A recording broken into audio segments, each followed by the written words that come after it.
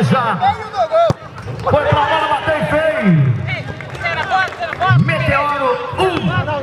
Os amigos JT. E agora vem para a cobrança ali o Lulu. Para o Estrelinha.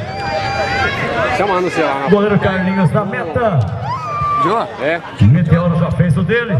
Tem que pagar pra você. Vamos ver agora o que acontece ali com o Lulu. Autorizado. Foi pra bola, bateu e fez.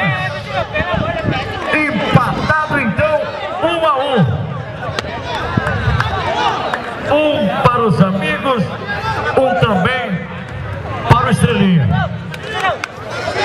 Agora vem ali o jaqueta 8, Caléu.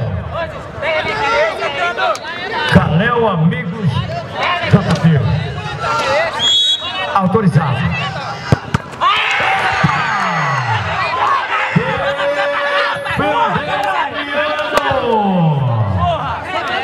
A segunda cobrança, Adriano defendeu. Agora vem a segunda cobrança do Estrelinha, Roberto Show.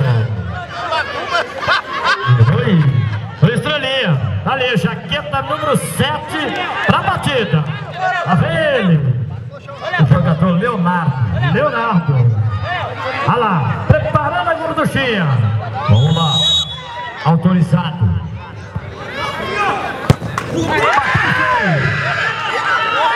Fez o gol para o Estrelinha. 2-1. Duas batidas para cada lado. 2-1, Roberto. Tá certo. Jaqueta número 19. Equipe Amigo do Jardim Primavera.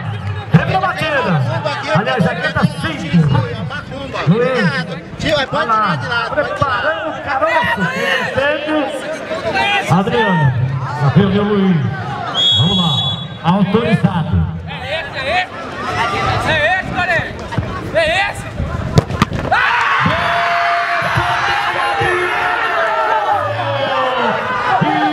Está na semifinal o Estrelinha e Roberto Show. Bela defesa de Adriano. Olha aqui, Adriano!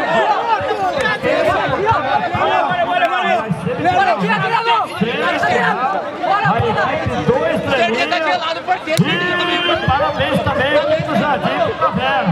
Os amigos do Jardim Primavera abriu a vitória.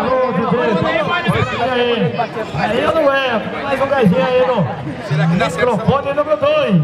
Ok, Didi? Beleza, daqui a pouquinho, vem aí. Daqui a pouquinho mais.